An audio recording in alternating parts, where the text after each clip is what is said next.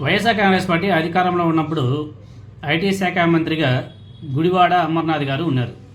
First Mekapati Gautam Reddy గారు ఉన్నారు.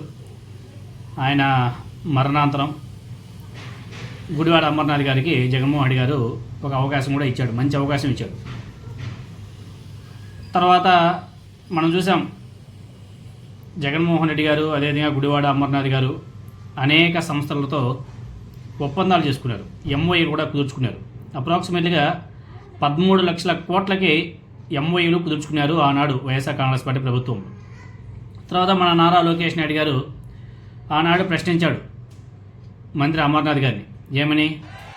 కోడిగుడ్డు మన ఐటీ ఇండస్ట్రీ శాఖ మంత్రిని కంపెనీలు ఎప్పుడు తీసుకొస్తావయ్యా అని అడిగితే కోడి ముందలొచ్చిందా గుడ్డు ముందలొచ్చిందా అంటాడు.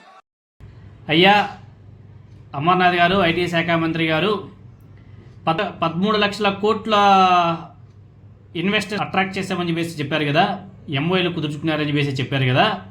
అయ్యా గుడివాడ అమర్నాథ్ గారు ఎక్కడయ్యా, ఎక్కడ పెట్టారు పెట్టుబడులు అని చెప్పేసి ఆనాడు లోకేష్ గారు ప్రతిపక్షం ఉన్నప్పుడు ప్రశ్నించడం కూడా జరిగింది. దానికి ఆ టైంలోనే గుడివాడ అమర్నాథ్ గారు ఏదో ఒక మీటింగ్లోనో లేకపోతే ఏదో ప్రెస్ మీట్లోనో ఎక్కడో కానీ లోకేష్ గారికి కౌంటర్ ఇస్తూ, అయ్యా లోకేష్ గారు కోడి గుడ్డు మాత్రమే పెడుతుందే తప్ప కోడిని పెట్టదు అని చెప్పేసి కూడా ఇంకొక సెటరికల్గా కూడా మాట్లాడడం జరిగింది అన్నాడు. ఎందుకంటే ఏ బిజినెస్ మ్యాన్ అయినా సరే ఎంఓఏలు కుదుర్చుకున్నంత మాత్రాన పెట్టుబడి పెట్టాలని లేదు, చాలా ప్రాసెస్ ఉంటుంది.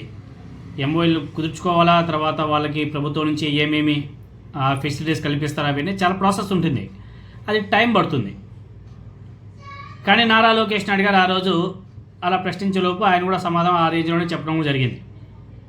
అప్పుడు ఏమన్నారు నారా లోకేష్ నాయుడు గారు?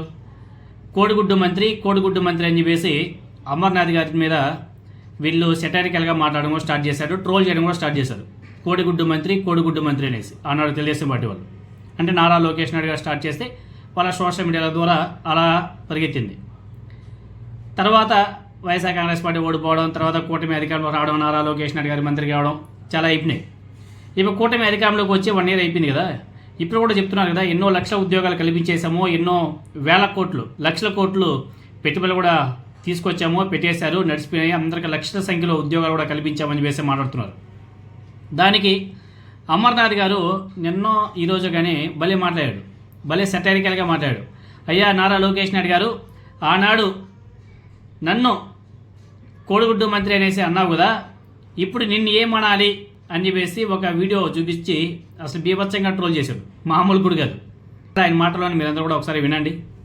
చంద్రబాబు నాయుడు చివరికి చెప్పింది ఏంటంటే, నిన్న ఈ సంవత్సర కాలంలో 10 లక్షల కోట్ల రూపాయలు పెట్టుబడులు వస్తే 8 లక్షల మందికి ఉపాధి కల్పించేస్తామని చెప్తున్నాడు. నిన్న ఈ రోజు ఈ లెక్కలన్నీ తీసి చూసి నిన్న పత్రికా సమావేశం అయితే పత్రికా సమావేశంలో అడిగా, మీరు అన్ని వచ్చేస్తా అన్నారు కదా, ఇప్పుడు వరకు ఉద్యోగాలు ఇవ్వలేదు కదా, ఎవరికి ఉద్యోగాలు ఇవ్వకుండా అప్పుడే వచ్చేస్తాయని ఎలా చెప్తున్నారు? తెలుగుదేశం పార్టీ నాయకులు, ముఖ్యమంత్రి, ఆయన కొడుకు అందరూ ఎలా చెప్తున్నారంటే, తెలుగుదేశం పార్టీ నుంచి ఒక కౌంటర్ ఇచ్చారు. ఆ కౌంటర్ ఏమని ఇచ్చారు? పెళ్లి అయిపోద్ది, శోభనం అయిద్ది, శోభనం రోజు పిల్లలు పుట్టేస్తారా అని అడిగాడు. ఎవడు శోభనం రోజు పిల్లలు పుట్టేస్తారా అని అడిగాడు. మరి నేను మంత్రిగా ఉన్నప్పుడు కూడా అదే అడిగాను కదా. ఏం అడిగాను? నన్ను ఒక పత్రికా సమావేశం అవుతున్నప్పుడు ఎక్కడో బయట కార్యక్రమంకి వెళ్తే నన్ను అడిగారు, సార్ ఇన్ని లక్షల కోట్లు అన్నారు కదా, 13 లక్షల కోట్ల రూపాయలు పెట్టుబడులు అన్నారు కదా, ఎప్పుడు వస్తాయంటే కోడి గుడ్డు పెడుతుంది కానీ కోడిని పెట్టదు కదా అన్న. మరి నేను చెప్పింది తప్పుందా? అప్పటి నుంచి నన్ను బుడ్డు అమర్నాథ్ అని పిల్లడం మొదలు పెట్టారు. మరి ఈ రోజు నుంచి నేను శోభనం లోకేష్ అని మనం కూడా పిల్లాలి కదా.